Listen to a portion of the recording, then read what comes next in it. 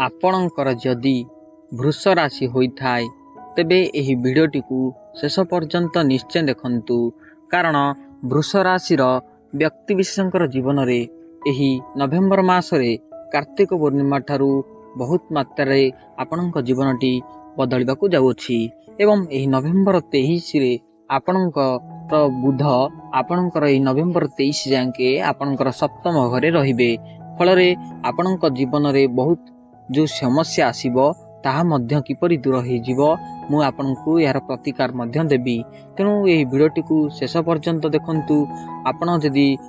वृष राशि व्यक्ति विशेष होइथांती एवं ईश्वर को सच्चा हृदय विश्वास करूथांती तेबे एही भिडियोटी को शेष पर्यंत देखंतु बिना स्किप करी फलरे आपण जानि परिबे आपनकर ग्रह नक्षत्रर चलन विषय रे। देखंतु वृष राशि व्यक्ति विशेष माने बहुत साहसी सरल एवं परोपकारी मध्य होइथांती किंतु वृष राशि व्यक्ति विशेष माने बहुत चिंता करती बहुत कष्ट पाई जीवन रे एवं बहुत जंत्रणा मध्य सहिसंती। आपणकर चारिआडे बहुत क्षेत्र रे शत्रुंकर छाया घेरी रही एवं आपणक उपरे बहुत मात्रा रे शत्रुंकर कुप्रभाव मध्य पड़ुची। तेणु आपण शत्रुंक ठारू जेते मात्रा रे दूरे रुहंतु। एही नवेम्बर 23 तारिख पर्यंत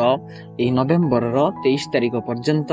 आपणक जीवन रे बहुत मात्रा रे बहुत धरणर बड़ धरणर असुविधा आसीबो। मु लेखिकी रखी दउछि मु कहउछि देखंतु शत्रु माने आपणकु हराइबा पई आपणकु नीच कराइबा पई बहुत मात्रा रे प्रयास कराइबे एवं आपण जे कोनोसी क्षेत्र रे हो पारिवारिक क्षेत्र रे हो किंबा भाई भाई मध्य रे हो आपणकर जे संपर्क अछि सेतिर बहुत माध्यम रे आपण नीच मध्य होई जिवे। एही 23 नवेम्बर 23 टारू आपणकर बुधंकर चलन होई जिवो एवं देवगुरु बृहस्पतिंकर मध्य आपणकर उच्च स्थान को आसीबे जहा फल रे आपणकर जीवनटी बहुत मात्रा रे उन्नतमय होई जिवो। किंतु एही नवेम्बर 23 पर्यंत आपण टिके जगी रही चलंतु आपणकु बहुत मात्रा रे शत्रुंकर छाया घेरी रहिबो अन्यथा नचेत आपणकर कोन प्रभाव रहिबो देखंतु आपणकु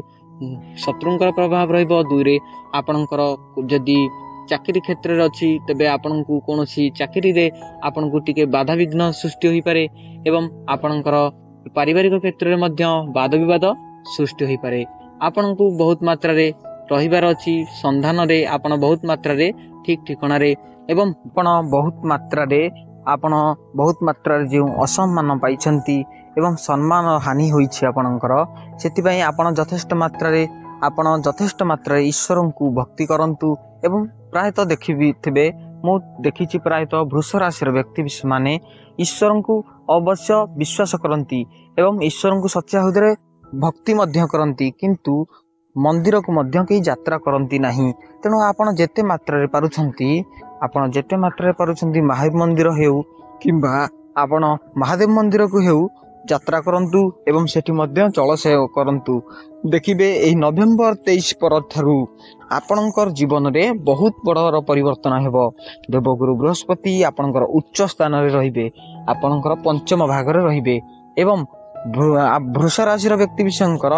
बुध ग्रह जो आपणकर सप्तम भाग रे रहिथिले 23 तारिख पर्यंत ता 24 तारिख रु आपणकर निश्चय स्थान को जाई आपणक उपरे कोनोसी प्रभाव पकाइबे नाही एवं शनि आपणकर मध्य उच्च स्थान को आसीबे। तेणु आपणक पई एही नवेम्बर मास रे बहुत बड़ चलन हेबाकू जाउछि किंतु आपण जेते मात्रा रे पारिबे आपणकर कर्म को श्रद्धारंतु आपणकर जो बाधा विघ्न आसुथिला शत्रुंकर भय रहुथिला डिप्रेशन रे रहुथिले पुत्र मानक हेउ किंबा आपणकर झियो को नै हेउ आपण तांकु नै बहुत मात्रा रे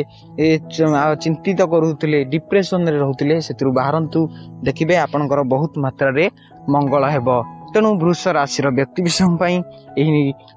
नवेम्बर मास रे बहुत मात्रा रे परिवर्तन हेबाकू जाउछि एवं आपणक जीवनटी बहुत सुधारिबाकू हेबाकू जाउछि। तेणु जेते मात्रा रे पारिबे आपणक ईश्वर को भक्ति करंतु एवं हरे कृष्ण नाम महामंत्र जप करंतु देखिबे आपणकर बहुत मात्रा रे मंगल घटिबो। एही नवेम्बर मास रे आपणकर शुभ रंग हेउची धळा एवं शुभ समय हेउची हळदिया। देखिबे आ गोटे कथा मन रखिथांतु एही कार्तिक पूर्णिमा दिन जे आपण भोरु डंगा छाड़ीबा को जानतु अथवा जहाँ भी करंतु ए कार्तिक पूर्णिमा दिन आपण उठी सारिबा मात्रे ब्रह्म मुहूर्त उठी सारी आपण स्नान करि सारिबा मात्रे चंद्र देवता को जल अर्पण करंतु देखिबे बहुत मात्रा रे आपणकर मंगल हेबो।